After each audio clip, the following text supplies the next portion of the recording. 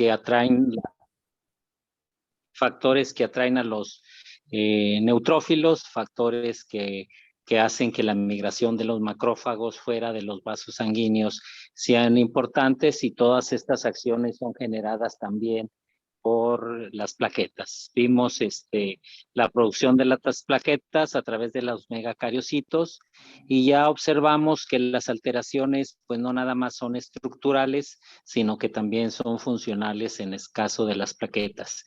Y recordemos que son de los primeros en ocurrir en el caso de una lesión de un vaso sanguíneo, en una lesión endotelial.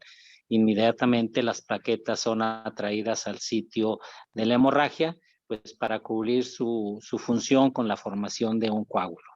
Entonces ya vemos que algunas de las alteraciones, como por ejemplo la púrpura trombocitopénica idiopática, o también las diferentes tipos de aplasias con falta de formación de plaquetas, pues no nada más los trastornos son hemorragíparos, sino que también hay trastornos encaminados a estos procesos de respuesta inflamatoria e inmunitaria.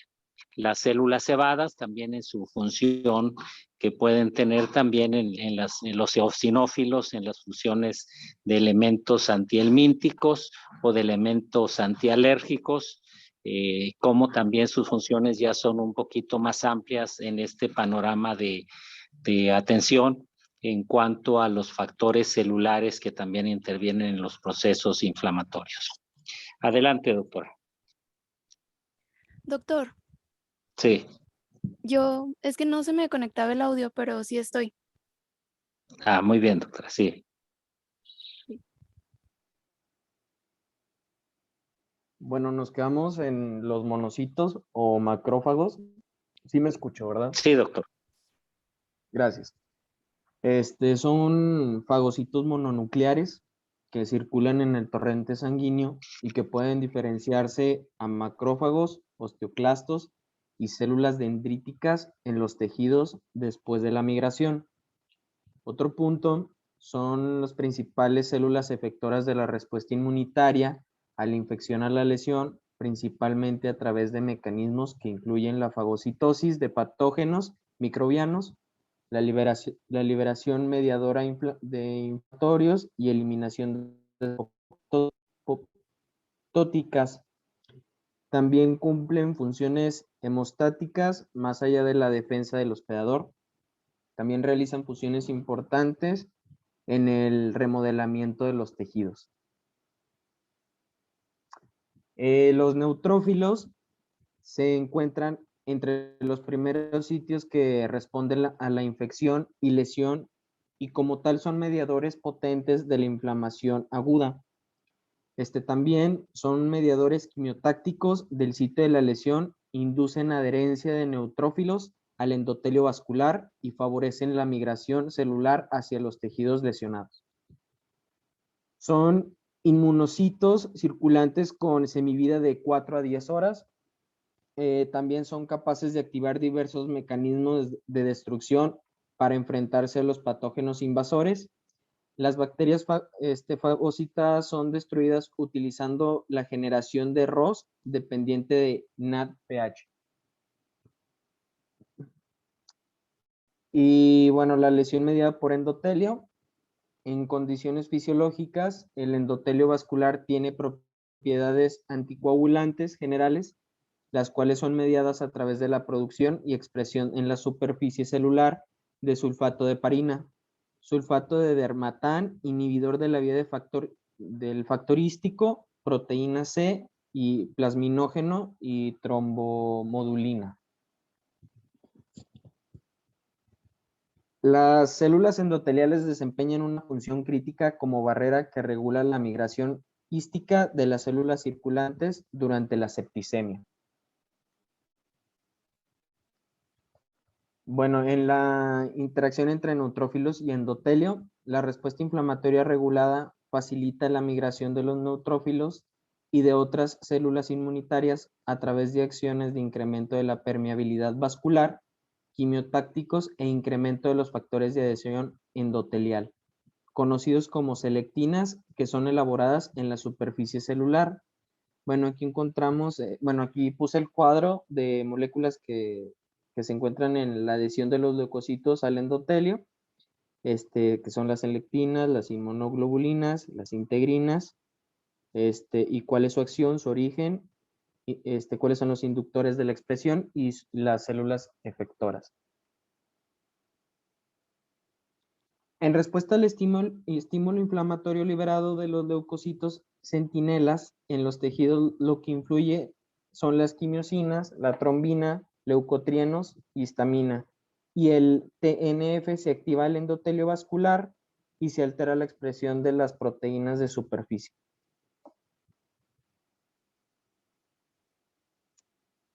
Bueno, las quimiosinas es una familia de proteínas pequeñas. Pasamos la diapo anterior, doctor. Sí, claro.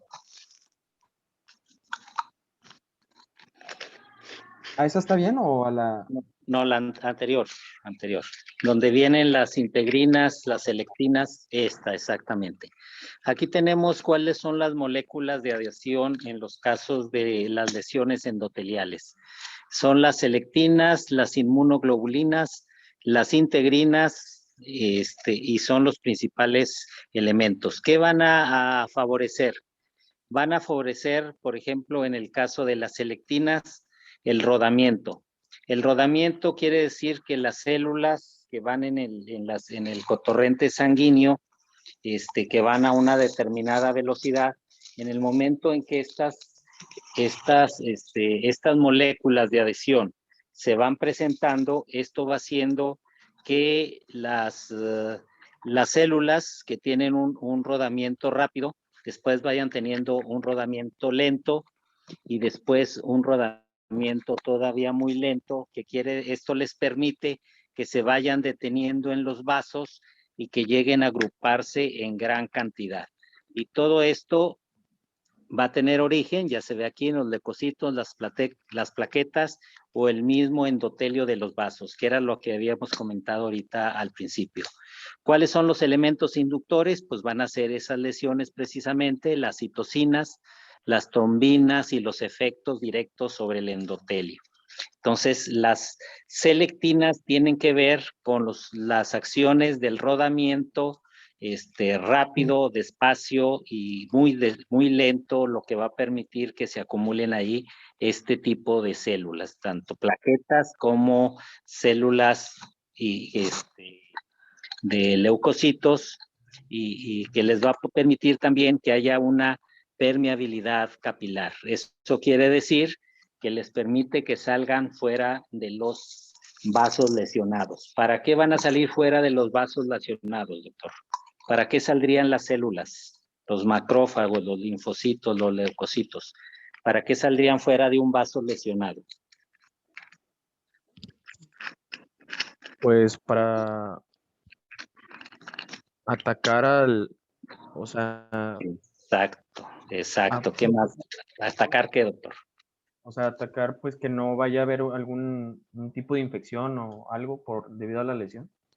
Germen o daños que estén causando, o también las células que se hayan lesionado con ese traumatismo, con ese corte, con esa agresión externa, va a dejar destrucción celular, como ya lo hemos comentado en las clases anteriores, y todas esas células lesionadas es necesario que sean prácticamente, así decir, atacadas o comidas por los macrófagos, atacados por los anticuerpos y que sean destruidos. Y todo eso nos va a dar la facilidad de migración al permitir que los neutrófilos, los leucocitos y que los macrófagos escapen de los vasos sanguíneos hacia el área donde está la lesión o hacia el área donde están los patógenos o los gérmenes que nos están atacando.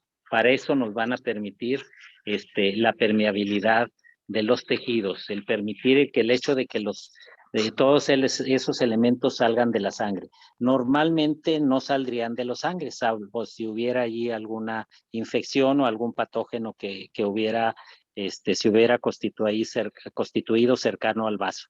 Pero si es por una lesión, pues tienen que salir a hacer toda esa limpieza del área y posteriormente una remodelación y una angiogénesis, es decir, volver a formar los vasos, volver a formar la restauración de la circulación capilar o sanguínea que se haya alterado, y todo eso va a ser permitido por estas células, estas moléculas de adhesión.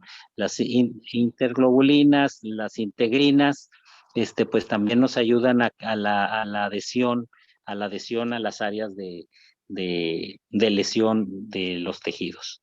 Muy bien, adelante, doctor.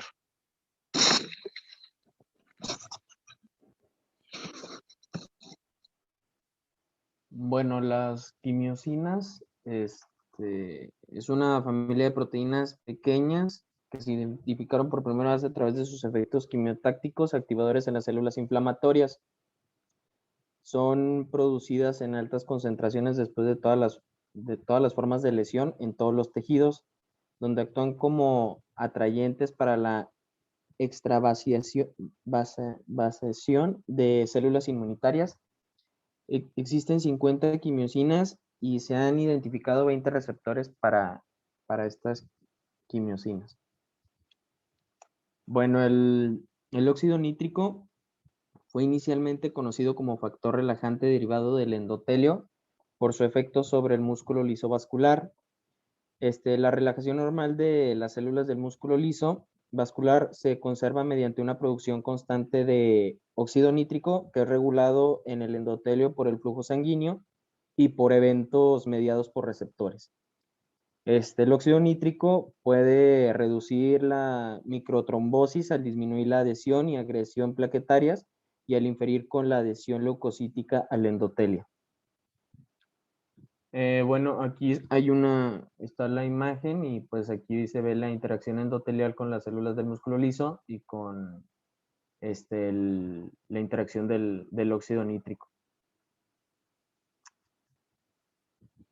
Las prostaciclinas son mediadores potentes de la vasoconstricción y están compuestos por tres miembros que son estos tres. Las endotelinas son péptidos de 21 aminoácidos derivados de una molécula precursora constituida por 38 aminoácidos, que sintetiza principalmente en las células endoteliales. Es el vasoconstrictor endógeno más potente y se calcula que es 10 veces más potente que la angiotensina 2, vasopresina, catecolaminas y anoxia.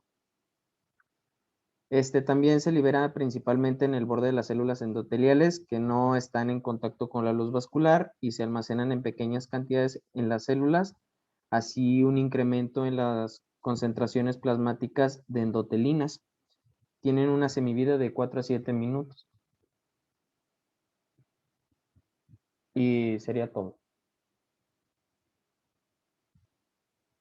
Esa función de las endotelinas, como nos acaba de mencionar ahorita, las endotelinas y las prostaciclinas son vasoconstrictores muy potentes. Vemos la semivida, son de 4 a 7 minutos, son los primeros ejemplos de vasoconstricción para evitar que el vaso siga sangrando, pero también a la vez están liberando todos los demás efectos que ya hemos mencionado, la agregación plaquetaria, el rodamiento de las células, que van a contribuir a que no siga perpetuándose el sangrado. Pero estos vasoconstricciones de acción rápida y muy potente, pues es lo que empieza a controlar los sangrados que se presentan. Por eso algunos sangrados que son pequeños, inmediatamente nosotros ayudamos con un poquito de compresión y ya la acción de este tipo de mediadores, la acción de los elementos de hemostasia, pues nos van a permitir que un vaso ya no siga sangrando.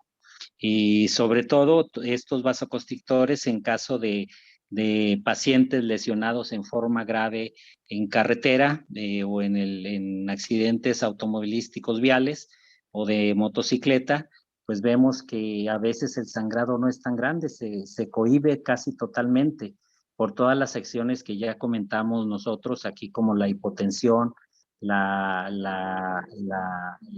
latido cardíaco menos intenso, el efecto de este tipo de actores.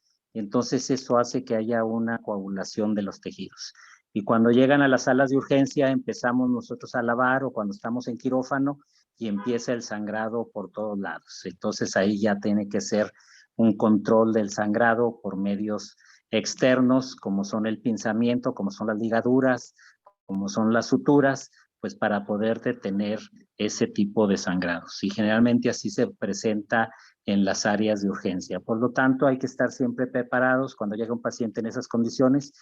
Al momento en que nosotros empecemos a remover todas esas acciones, todos esos tejidos, todas esos mediadores, porque al momento de hacer un lavado, todo eso lo vamos a remover y entonces el sangrado vuelve otra vez a reactivarse.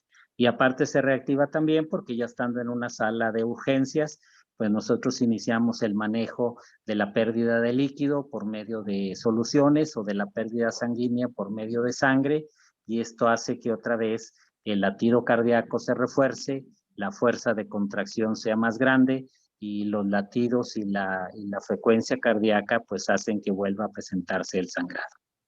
Muy bien, doctor. ¿Quién continúa? Yo, Fernanda, con metabolismo quirúrgico. Muy bien, doctor. Adelante. Sí, pues.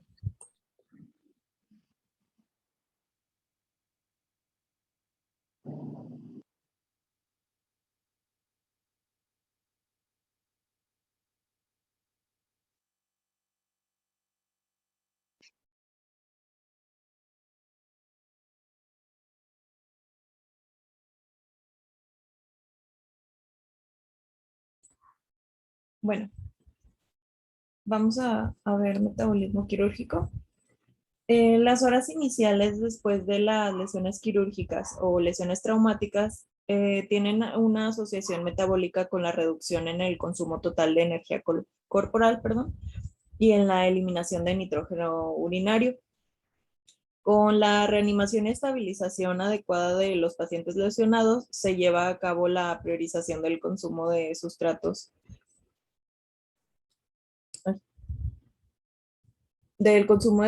para conservar la función de órganos vitales y apoyar la reparación así de los tejidos que fueron lesionados.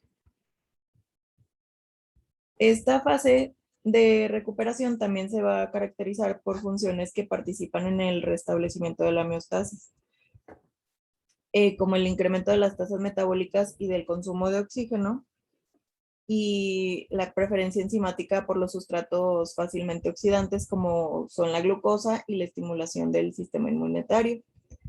La comprensión de las alteraciones colectivas en el metabolismo de los aminoácidos, carbohidratos y lípidos de los pacientes quirúrgicos va a ser la base en la cual se sustenta el apoyo metabólico y nutricional.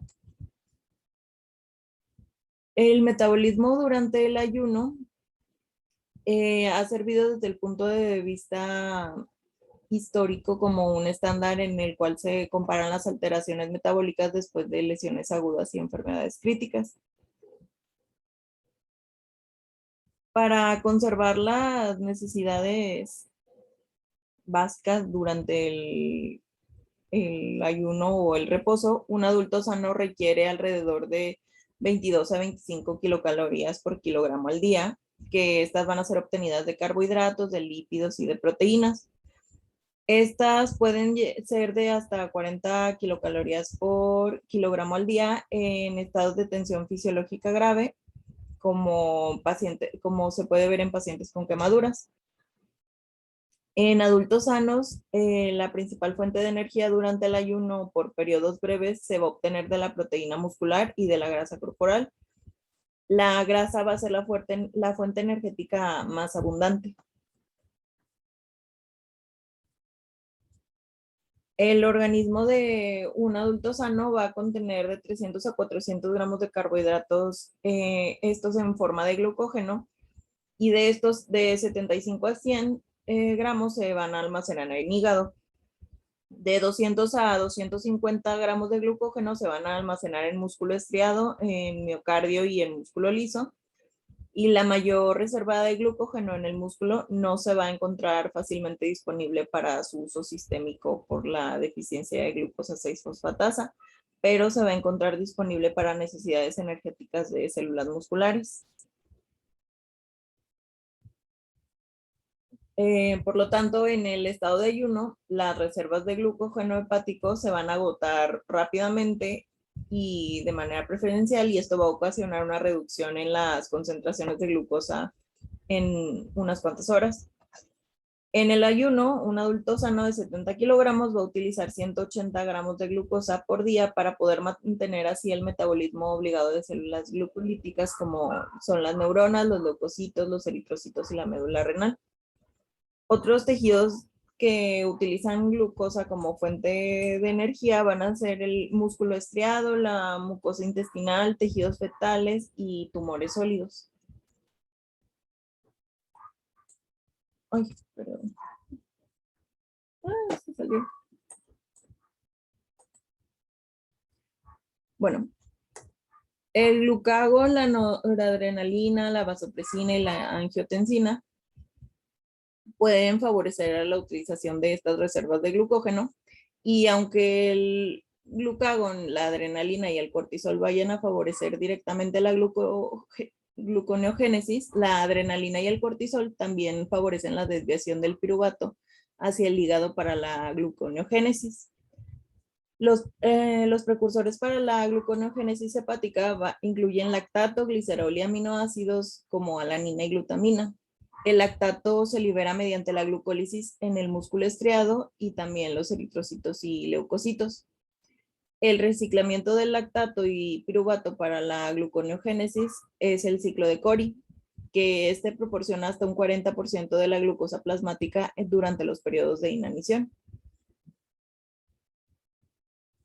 La producción de del lactato en músculo estriado va a ser insuficiente para poder mantener las necesidades de glucosa sistémica durante el ayuno de corta duración, porque cada día se debe degradar cantidades significativas de proteína, y esto con el fin de proporcionar el sustrato de aminoácidos para la gluconeogénesis hepática. La proteólisis durante la inanición se va a asociar a un incremento en la excreción urinaria de nitrógeno, con cifras normales de 7 a 10 gramos por día, hasta 30 gramos o más por el día. Aunque la proteólisis durante la inanición va a ocurrir en músculo estriado principalmente, también ocurre un desdoblamiento proteínico en órganos sólidos. En la inanición prolongada va a reducirse la proteólisis sistémica a 20 gramos al día, y la excreción urinaria de nitrógeno se va a estabilizar en 2 a 5 gramos al día.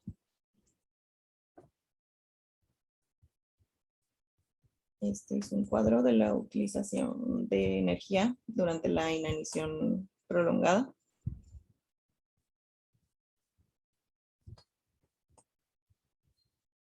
Esta reducción que hay en la proteólisis va a reflejar la adaptación por órganos vitales para utilizar cuerpos cetónicos, estos como su principal fuente de energía.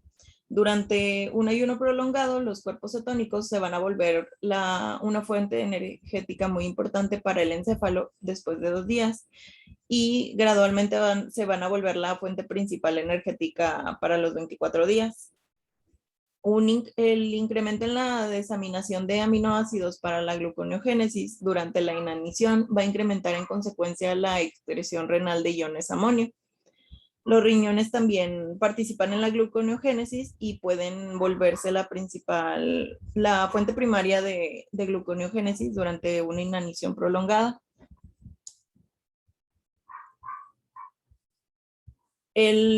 Las reservas de lípidos en tejidos adiposos proporcionan un 40% del consumo calórico durante la inanición. Las necesidades energéticas para las funciones musculares y enzimáticas basales, estas se van a satisfacer mediante la movilización de triglicéridos del tejido adiposo. Una persona de 70 kilogramos en reposo y en ayuno puede movilizarse casi 160 gramos por día de ácidos grasos libres y glicerol a partir de tejido adiposo. La liberación de ácidos grasos libres se va a estimular en parte por una reducción en las concentraciones séricas de insulina y en parte por el incremento de concentraciones circulantes de glucagón y catecolaminas. Estos ácidos grasos se van a usar como una fuente energética para tejidos como son el corazón, riñón, músculo e hígado.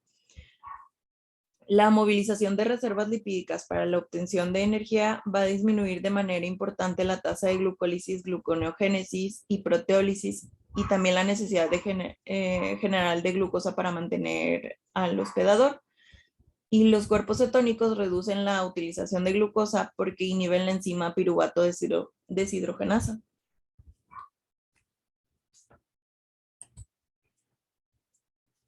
En el metabolismo después de las lesiones e infecciones van a inducir respuestas neuroendocrinas y también inmunitarias singulares que van a diferenciar el metabolismo de la lesión del que se observa en el ayuno sin tensión fisiológica. La magnitud del consumo metabólico es directamente proporcional con la gravedad de la lesión, con el mayor consumo energético en lesiones térmicas e infecciones que son graves. El metabolismo de lípidos después de las lesiones. Los lípidos no son nada más una fuente energética no proteínica, ni de carbohidratos que reducen el catabolismo de proteínas en pacientes lesionados. El metabolismo de los lípidos influye en la integridad de las membranas celulares y también en la respuesta inmunitaria durante la inflamación sistémica. Las reservas adiposas en el organismo son una fuente energética predominante durante las enfermedades críticas y también después de la lesión. La movilización de la grasa ocurre principalmente como una respuesta al estímulo de las catecolaminas sobre la lipasa de los triglicéridos sensibles a hormonas. Otras influencias hormonales que van a incrementar la lipólisis son la hormona adrenocorticotrópica, que es la ACTH, las catecolaminas, la hormona tiroidea, el cortisol, el glucagón, la hormona de crecimiento y también que haya una disminución de las concentraciones de insulina.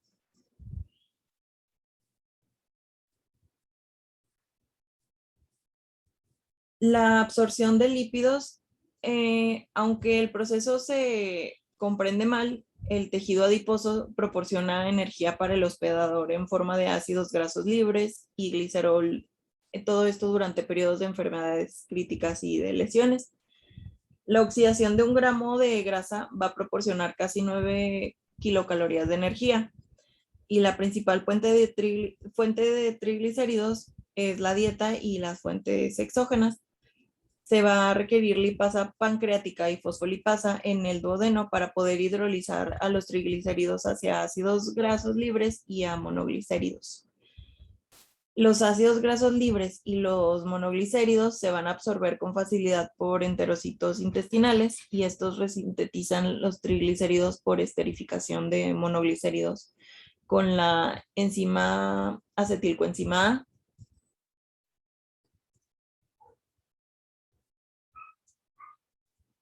Los triglicéridos de cadena larga sufren este proceso de esterificación y van a entrar a la circulación a través del sistema linfático en forma de kilomicrones.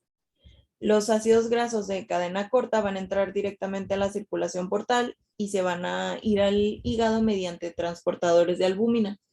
Los hepatocitos usan ácidos grasos como fuente energética en periodos de tensión fisiológica y también sintetizan fosfolípidos o triglicéridos durante estado de ayuno. Los tejidos sistémicos utilizan kilomicrones y también triglicéridos como su principal fuente energética mediante la hidrólisis de lipoproteína lipasa en la superficie luminal del endotelio capilar. Y los traumatismos o la septicemia van a suprimir la actividad de la lipoproteína lipasa en el tejido adiposo o en el músculo. La lipólisis y la oxidación de ácidos grasos durante los periodos de demanda energética se acompañan de movilización de ácidos grasos libres a partir de las reservas adiposas. Esto es mediado por las influencias hormonales como las catecolaminas, ACTH, hormona tiroidea, GH y glucagón. Esto sobre la lipasa de triglicéridos a través de la vía de CAM, que es la vía de monofosfato cíclico de adenosina. En el tejido adiposo, la lipasa de triglicéridos va a hidrolizar a los triglicéridos en ácidos grasos libres y en glicerol. Los ácidos grasos libres van a alcanzar la circulación capilar y van a ser transportados por la albúmina a los tejidos que requieren de esta fuente energética. La insulina va a inhibir la lipólisis y favorecer la síntesis de triglicéridos al incrementar la actividad de la lipoproteína lipasa, así como las concentraciones intracelulares de glicerol 3-fosfato. El uso del glicerol como una fuente energética va a depender de la disponibilidad de la glicerococinasa hística, que esta es abundante en hígado y riñones. Los ácidos grasos libres que son absorbidos por las células se van a conjugar con el acetilcoenzima A en el citoplasma. Y el transporte del acetilcoenzima A de la membrana mitocondrial externa a través de la mitocondrial interna va a ser a través de la vía de la carnitina.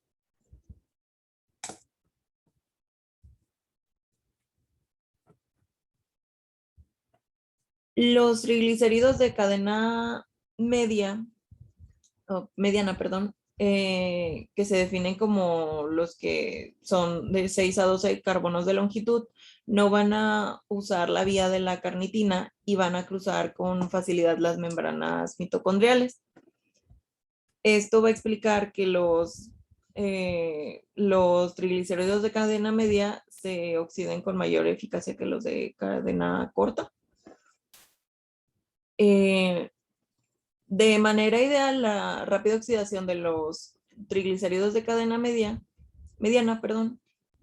los hacen menos propensos al depósito de grasa, en particular en las células inmunitarias y en el sistema retículo endotelial, siendo un resultado común con los lípidos incluidos en la nutrición parenteral total. En la mitocondria, la acetilcoenzima va a sufrir una oxidación beta, y esto da origen a acetilcoenzima que pasa a través del ciclo, y más tarde cada molécula de acetilcoenzima va a entrar al ciclo de los ácidos tricarboxílicos. Sufre oxidación adicional para dar así origen a 12 moléculas de ATP, dióxido de carbono y agua. El exceso de moléculas de acetilcoenzima va a actuar como un precursor para la cetogénesis. A diferencia del metabolismo de la glucosa, la oxidación de ácidos grasos va a requerir proporcionalmente menos oxígeno y va a producir menos dióxido de carbono. Esto se va a cuantificar con frecuencia como la razón de dióxido de carbono producido sobre el oxígeno consumido por la reacción. Esto se conoce como cociente respiratorio. Un cociente respiratorio de 0.7 va a implicar una mayor oxidación de ácidos grasos como fuente energética, mientras que un cociente respiratorio de 1 va a indicar una mayor oxidación de carbohidratos. Y un cociente respiratorio de 0.85 va a sugerir la oxidación en cantidades similares de ácidos grasos y de glucosa. La cetogénesis, el agotamiento de los carbohidratos va a reducir la entrada de acetilcoenzima al ciclo de los ácidos tricarboxílicos por agotamiento de los intermediarios de TCA y por la actividad enzimática. El incremento de la lipólisis y la disminución de la disponibilidad sistémica de carbohidratos en la inanición va a desviar el exceso de acetilcoenzima a la cetogénesis hepática. Y varios tejidos extrahepáticos, pero no el hígado como tal, van a ser capaces de utilizar los cuerpos cetónicos como una forma de combustible. La cetosis representó un estado en el cual la producción de cuerpos cetónicos va a exceder la utilización extrahepática de cetonas.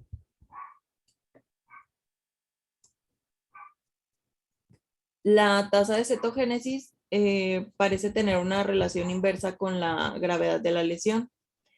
Los traumatismos graves, el estado de choque grave y la septicemia van a atenuar la cetogénesis al incrementar la concentración de insulina y causar una oxidación rápida de ácidos grasos en tejidos. Las lesiones e infecciones menores se van a asociar a elevaciones leves en las concentraciones plasmáticas de ácidos grasos y cetogénesis. Y en estados de tensión fisiológica menor, esta cetogénesis no excede a la